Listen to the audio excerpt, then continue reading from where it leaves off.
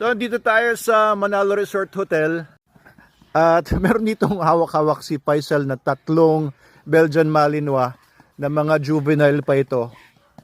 At mukhang papakagatin nila ng bite sleeve, na soft bite sleeve. Gigil na gigil yung dalawa oh. Yung isa parang hindi pa sumasabay. Ha? Iyon ang mas malakas na kumagat pero hindi siya gigil na gigil. Anak ni Bukol yan, Dok. Ito yung anak ni Bukol. Oh guys, anak na daw ni Bukol ito. Yung dalawa mga kliyente yan Gigil na gigil yung dalawa. Yung anak ni Bukol parang swabe lang. Pero yan daw ang malakas kumagat. Syempre anak ni Bukol yan Iba talaga ang quality ng mga binibreed natin syempre. Ayun yung anak ni Bukol kumakagat. Tignan nga natin kung gaano yung quality ng kagat niya. Iwas tayo dito baka siya yung kumagat. Yun anak ni Bukol nagga-growl pa Ilang buwan na to? 5 months po. 5 months. Tignan nyo naman guys. Anak ni Bukol. Meron ng may-ari nito? Opo, taga Tugigaraw, Dok. Tugigaraw ay galing pa sa Cagayan Valley. Sa lugar ng aking mga lolo. Si Judge Manalo. So ito ay anong pangalan na nito? Sigbin po, Sigbin. Sigbin. Stig ng pangalan parang yung sa kaibigan ko sa Iloilo, si Sigbin. Ayun At itong dalawa ay hindi natin linya yan pero pinapatrain ng may-ari. Okay din kumagat ay yung isa parang nung nakita naman yung sleeve ay hindi pa kumakagat. Ilang araw na to sa atin yung dalawa? Ano po? 3 weeks. 3 weeks for protection. Basic, advance. Basic po. Basic protection. So tinataas niyo pa yung drive. Oo, mukhang gigil na gigil naman. Isa, boom! Ayun, kumagat din, maganda rin. Okay din naman. Okay din naman yung kagat, Opo. Mga naman po yan, KNPV lines. Ang mga KNPV ang linya nito. Etong kay Bukol, syempre Manalo na to. Manalo lines na yan. Pero si Bukol ay anak ni Logan. Ang mga linya nun ay mga mga NVBK naman. Baden K9 lines, NVBK. Galing kay Sir Al Rianto yung mga linya, mga original. Pero syempre tayo na mga nag-breed ng mga susunod na generations. Eto. So anong pagkakaiba ng ng qualities nung aso natin doon sa mga KNPV lines? Halos may pagkakaparehas naman, Dok. Oo, halos magkakapareho. Pero yung sa drive na itong anak ni Bukol, nagagalit na Yung anak, talagang nagagalit na. papi pa lang nagagalit na. Itong dalawa parang laro lang. Opo. Yun ang pagkakaiba guys. So ang protection dog training natin, bata pa lang itong mga to. Ito ilang months na to, itong dalawa? 6 months. Mas matanda itong dalawa kaysa dito sa anak ni Bukol, kay Sigbin. Pero sa kanila, pre-drive pa lang, laro. Pero ito, kapag kumagat, may galit na. So magkaiba po 'yun, guys, kasi yung sa training natin ng mga dogs, tinitignan din natin yung reason nila kung bakit sila kumakagat. And merong pagkakaiba yung pre-drive sa civil drive.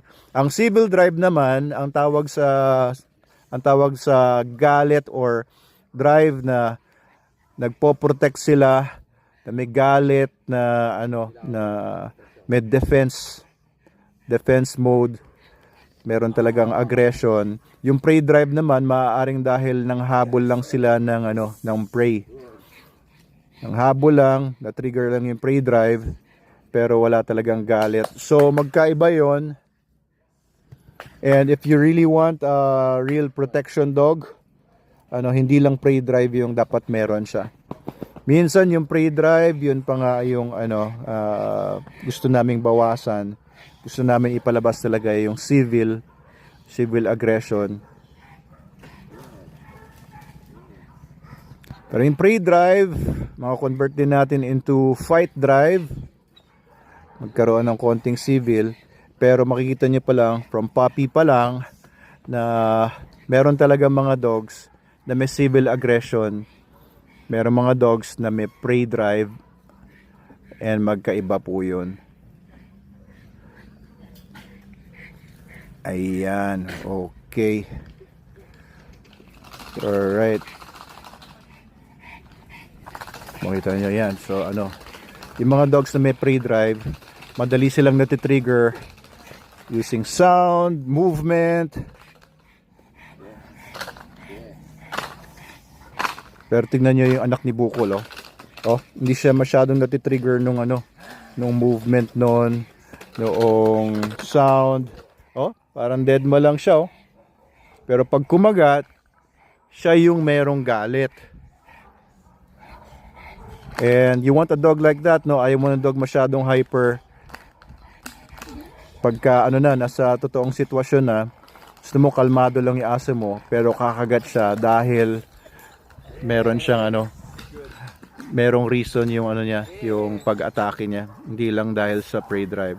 Pero okay din yung prey drive na to, we can work on that, pero eventually tuturuan din natin yung aso sa fight drive niya. Okay, ayun, no. Kita niyo yung anak ni Bukol. Oh. Hindi siya ganun ka-interesado dahil alam niya, laro lang yun, hindi siya laro. Yung aggression niya, hindi pang laro. Yung aggression niya ay totoong aggression kapag kailangan. Pero okay din naman yung aggression na laro, yung prey drive nga. Ayan, maganda itong opportunity na nakita nyo yung pagkakaiba ng prey drive and yung civil drive. Ito may civil to. Pero hindi siya gaano sa prey drive. Tingnan nyo, kita nyo yung pagkakaiba. So ito, no, we have protection training. Kung gusto niyo magpaturo sa aso ninyo ng protection, we can teach your dog how to be a protection dog. Pero mas maganda if you want to buy your dog from us, meron kaming mga breeding na ano, na hindi lang pang sport pero pang totoong reality protection. Pero yun, nagka-growl din, oh. Okay din naman yung dalawa.